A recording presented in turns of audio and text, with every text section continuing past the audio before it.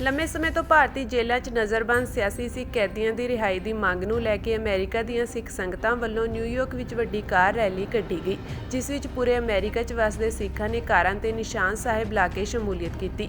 New York ਦੀਆਂ ਗੁਰਦੁਆਰਾ ਕਮੇਟੀਆਂ ਵੱਲੋਂ ਆਯੋਜਿਤ ਇਹ car rally Sikh center of New York ਤੋਂ ਖਾਲਸਾ ਹੀ ਜਹੋ ਜਲਾਲ ਨਾਲ ਸ਼ੁਰੂ ਹੋ ਕੇ ਗੁਰਦੁਆਰਾ ਸ਼੍ਰੀ ਸੰਤ ਸਾਗਰ, ਗੁਰਦੁਆਰਾ ਰਾਮਗੜੀਆ ਸਿੱਖ ਸੁਸਾਇਟੀ, ਗੁਰਦੁਆਰਾ ਬਾਬਾ ਮਾਝਾ ਸਿੰਘ ਕਰਮਜੋਤ ਸਿੱਖ ਸੈਂਟਰ, ਗੁਰਦੁਆਰਾ ਸੱਚਖੰਡ ਗੁਰੂ ਨਾਨਕ ਦਰਬਾਰ, ਗੁਰਦੁਆਰਾ ਬਾਬਾ ਮੱਖਣ ਸ਼ਾਹ ਲੁਬਾਣਾ ਸਿੱਖ ਸੈਂਟਰ ਆਦਿ ਗੁਰਦੁਆਰਾ ਸਾਹਿਬਾਨਾਂ ਤੋਂ ਹੁੰਦੀ ਹੋਈ ਗੁਰਦੁਆਰਾ ਸਿੱਖ ਕਲਚਰਲ ਸੁਸਾਇਟੀ ਰਿਚਮੰਡ ਹਿੱਲ ਜਾ ਕੇ ਸਮਾਪਤ ਹੋਈ। ਬੈਲ ਰੋਡ 222 ਵਾਲੇ ਗੁਰਦੁਆਰਾ ਸਾਹਿਬ ਸ਼ੁਰੂ ਹੋਈ ਤੀ। ਉਸ ਤੋਂ ਬਾਅਦ ਗਿਆਨ ਸਾਗਰ ਗੁਰਦੁਆਰਾ ਸਾਹਿਬ, ਸੰਤ ਸਾਗਰ ਗੁਰਦੁਆਰਾ ਕਰਮਜੋਤ ਸਿੰਘ ਮਾਝਾ ਤੇ ਸੱਚਖੰਡ ਦਰਬਾਰ, ਉਸ ਤੋਂ ਬਾਅਦ ਗੁਰਦੁਆਰਾ ਮੱਖਣ ਸ਼ਾਹ ਲੁਬਾਣਾ, ਐਂਡ ਦੇ ਵਿੱਚ ਆ ਕੇ ਹੁਣ ਅਸੀਂ ਗੁਰਦੁਆਰਾ ਸਿੱਖ ਸੁਸਾਇਟੀ ਕੋਲ ਪਹੁੰਚ ਕੇ ਸਮਾਪਤੀ ਕੀਤੀ ਹੈ। ਵਿਖੇ ਬੰਦੀ ਸਿੰਘਾਂ ਦੀ ਰਿਹਾਈ ਵਾਸਤੇ ਜਿਹੜੀ ਕਾਰ ਰੈਲੀ ਨਿਕਲੀ ਹੈ, ਉਹਦੇ ਵਿੱਚ ਜੋ ਨੌਜਵਾਨਾਂ ਦਾ ਰਿਸਪੌਂਸ ਆਇਆ ਉਹ ਬਹੁਤ ਹੀ ਕਮਾਲੇ ਤਾਰੀਫ ਸੀਗਾ। ਜਿਹੜਾ YPS ਚੌਕ ਚੰਡੀਗੜ੍ਹ ਵਿਖੇ ਮੋਰਚਾ ਲਾਇਆ 1 ਮਹੀਨੇ ਤੋਂ ਵੱਧ ਜਿਹੜਾ ਬੰਦੀ ਸਿੰਘਾਂ ਦੀ ਰਿਹਾਈ ਵਾਸਤੇ ਚੱਲ ਰਿਹਾ, ਉੱਥੇ ਨੌਜਵਾਨ ਬਹੁਤ ਚੜ੍ਹਦੀ ਕਲਾ ਦੇ ਵਿੱਚ ਠੰਡ ਦੇ ਵਿੱਚ ਜਿਹੜੇ ਉੱਥੇ ਮੋਰਚਾ ਲਾ ਕੇ ਬੈਠੇ ਹੈਗੇ ਆ। ਜਿਹੜੇ ਸਿੰਘ ਆਪਣੀ ਸਜ਼ਾਵਾਂ ਪੂਰੀਆਂ ਕਰ ਚੁੱਕੇ ਹੈਗੇ ਆ, ਉਹਨਾਂ ਦੇ ਵੱਲ ਕੋਈ ਧਿਆਨ ਨਹੀਂ ਕਰ ਰਿਹਾ। ਸਰਕਾਰ ਜਿਹੜੀ ਭਾਰਤ ਸਰਕਾਰ ਜਿਹੜੀ ਕੌਨਸਟੀਟਿਊਸ਼ਨ ਤੇ ਕਾਨੂੰਨ ਦਾ ਗੱਲ ਕਰਦੀ ਹੈਗੀ ਆ, ਭਾਰਤ ਸਰਕਾਰ ਆਪਣਾ ਬਣਾਇਆ ਹੋਇਆ ਸੰਵਿਧਾਨ ਆਪ ਹੀ ਜਿਹੜੀ ਆ ਫੋਲੋ ਨਹੀਂ ਕਰ ਰਹੀ। ਤੇ ਭਾਈ ਅੰਮ੍ਰਿਤਪਾਲ ਸਿੰਘ ਔਰ ਹੋਰ ਜਿਹੜੇ ਜੁਝਾਰੂ ਸਿੰਘ ਗਰਾਊਂਡ ਦੇ ਉੱਤੇ ਸੰਘਰਸ਼ ਕਰ ਰਹੇ ਆ, ਉਹਨਾਂ ਨੂੰ ਬਾਰ-ਬਾਰ ਕਾਨੂੰਨ ਦਾ ਜਿਹੜਾ ਹੈਗਾ ਵਾਸਤਾ ਪਾਉਂਦੇ ਆ, ਜਦ ਕਿ ਅਸਲੀਅਤ ਇਹ ਹੈਗੀ ਕਿ ਉਹ ਆਪ ਆਪਣਾ ਬਣਾਇਆ ਹੋਇਆ ਕਾਨੂੰਨ ਆਪ ਹੀ ਸਰਕਾਰ ਫੋਲੋ ਨਹੀਂ ਕਰ ਰਹੀ ਹੈਗੀ ਹੈ। ਇਹ ਕਾਰ ਰੈਲੀ ਦੇ ਰਾਹੀਂ ਅਸੀਂ ਜਿਹੜਾ ਹੈਗਾ ਹਿੰਦੁਸਤਾਨੀ ਜਿਹੜੀ ਸਰਕਾਰ ਆ ਉਹਨੂੰ ਮੈਸੇਜ ਦੇਣਾ ਚਾਹੁੰਦੇ ਹਾਂ ਕਿ ਸਾਡੇ ਜਿਹੜੇ ਬੰਦੀ ਸਿੰਘ ਜਿਹੜੇ ਸਾਡੇ ਪੋਲੀਟੀਕਲ ਪ੍ਰਿਸਨਰਸ ਹੈਗੇ ਨੇ, ਉਹਨਾਂ ਨੂੰ ਛੇਤੀ ਤੋਂ ਛੇਤੀ ਰਿਹਾ ਕੀਤਾ ਜਾਏ, ਕਿਉਂਕਿ ਉਹ ਜਿਹੜੀ ਆ ਉੱਥੋਂ ਦੀ ਜਿਹੜੇ ਕਾਨੂੰਨੀ ਜਿਹੜੇ ਟਰਮਸ ਦੇ ਹਿਸਾਬ ਨਾਲ ਜਿਹੜੇ ਆਪਣੀਆਂ ਟਰਮਸ ਜਿਹੜੀਆਂ ਹੈਗੀਆਂ ਪੂਰੀਆਂ ਕਰ ਚੁੱਕੇ ਨੇ, ਲੇਕਿਨ ਫਿਰ ਵੀ ਉਹਨਾਂ ਨੂੰ ਰਿਹਾ ਨਹੀਂ ਕੀਤਾ ਜਾ ਰਿਹਾ। ਜਦ ਕਿ ਉੱਥੋਂ ਦੇ ਕਾਨੂੰਨ ਦੇ ਹਿਸਾਬ ਨਾਲ ਹੀ ਜਿਹੜੇ ਹਿੰਦੂ ਜਿਹੜੇ ਕੋਈ ਵੀ ਹੁੰਦੇ ਜਿਹੜੇ ਕੋਈ ਜੁਰਮ ਕਰਦੇ ਨੇ, ਉਸੇ ਤਰ੍ਹਾਂ ਦਾ ਉਹਨਾਂ ਨੂੰ ਤੁਰੰਤ ਰਿਹਾ ਕਰ ਦਿੱਤਾ ਜਾਂਦਾ ਹੈਗਾ ਕਿਸੇ ਨਾ ਕਿਸੇ ਰੂਪ ਦੇ ਵਿੱਚ।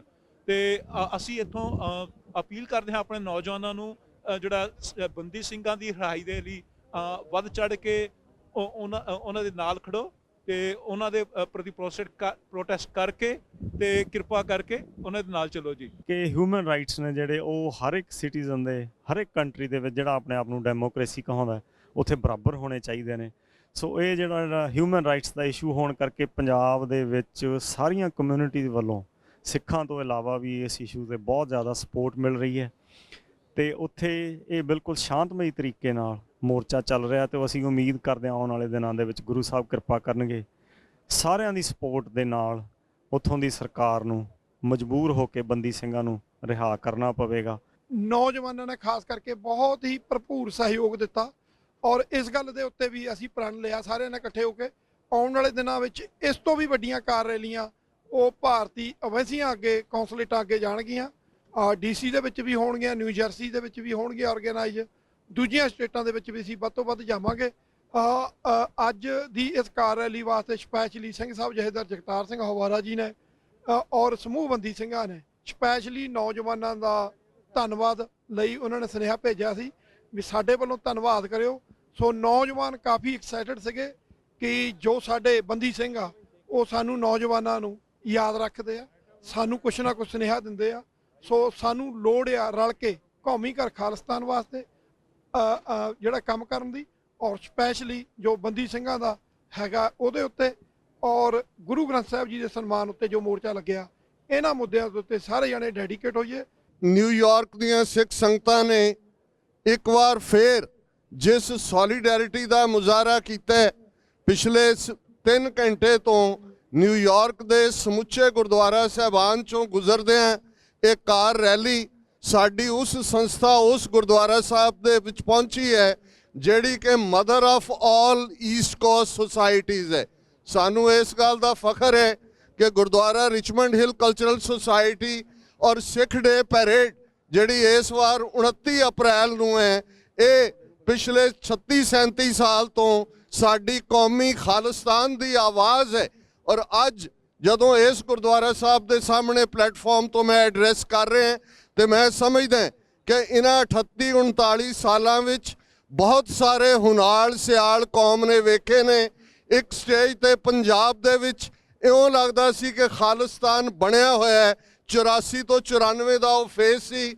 ਫਿਰ ਸਰਕਾਰੀ ਜ਼ਬਰ ਦੇ ਸਾਹਮਣੇ ਇੱਕ ਤਬਕੇ ਨੂੰ ਲੱਗਣ ਲੱਗਾ ਕਿ ਗੱਲ ਮੁੱਕ ਗਈ ਹੈ।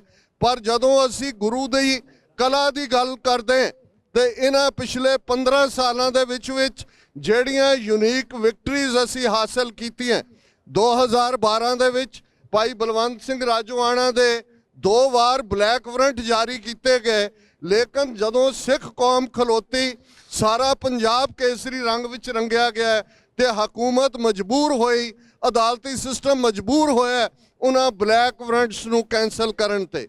13 ਮਹੀਨੇ ਦੀ ਕਿਸਾਨ ਮੂਵਮੈਂਟ ਜਿਹੜੀ ਅਸਲ 'ਚ ਸਿੱਖੀ ਦੀ ਮੂਵਮੈਂਟ ਸੀ, ਬੇਸ਼ੱਕ ਉਹਨਾਂ ਦੀ ਲੀਡਰਸ਼ਿਪ 'ਚ ਕਾਮਰੇਡ ਲਾਣਾ ਆਪਣੀਆਂ ਜਿਹੜਾ ਉਹ ਗੁਸਤਾਖੀਆਂ ਕਰ ਰਿਹਾ ਸੀ, ਪਰ ਗੁਰੂ ਕੀ ਸਿੱਖੀ ਪ੍ਰਵੇਲ ਹੋਈ। ਗੁਰੂ ਨਾਨਕ ਸਾਹਿਬ ਦੇ ਪ੍ਰਕਾਸ਼ ਪੁਰਬ ਵਾਲੇ ਦਿਨ ਤੇ ਨਰਿੰਦਰ ਮੋਦੀ ਨੇ ਮੁਆਫੀ ਮੰਗੀ, ਤਿੰਨੋਂ ਖੇਤੀ ਕਾਨੂੰਨ ਵਾਪਸ ਲਏ। ਇਸ ਗੱਲ ਨੇ ਸਾਬਤ ਕੀਤਾ ਕਿ ਜਿਹੜੇ ਲੋਕ ਕਹਿੰਦੇ ਸੀ ਕਿ ਇਹ 2% ਸਿੱਖ ਕੌਮ ਭਾਰਤ ਦੇ ਵਿੱਚ ਕੀ ਕਰ ਲੈਗੀ, ਉਸ 2% ਨੇ ਬਾਕੀ 98% ਨੂੰ ਗੋਡੇ ਟੇਕਣ ਤੇ ਮਜਬੂਰ ਕੀਤਾ। ਖਾਲਸਾ ਜੀ, ਅੱਜ ਕੌਮੀ ਰਿਹਾਈ ਮੋਰਚਾ ਜਿਹੜਾ ਮੋਹਾਲੀ ਤੇ ਚੰਡੀਗੜ੍ਹ ਦੀਆਂ ਬਰੂਹਾਂ ਦੇ ਉੱਤੇ 7 ਜਨਵਰੀ ਤੋਂ ਜਾਰੀ ਹੈ, ਗੁਰੂ ਗ੍ਰੰਥ ਸਾਹਿਬ ਦਾ ਪ੍ਰਕਾਸ਼ ਹੈ।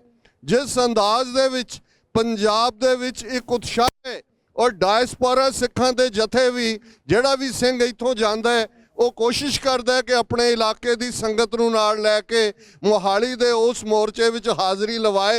ਇਹ ਸਾਡੀ ਕੌਮ ਦੀ ਲੜਾਈ ਹੈ, ਇਹ ਇੰਡੀਵਿਜੂਅਲ ਲੜਾਈ ਨਹੀਂ ਹੈ। ਏਜੰਸੀਆਂ ਆਪਣੀ ਖੇਡ ਖੇਡਦੀਆਂ ਨੇ।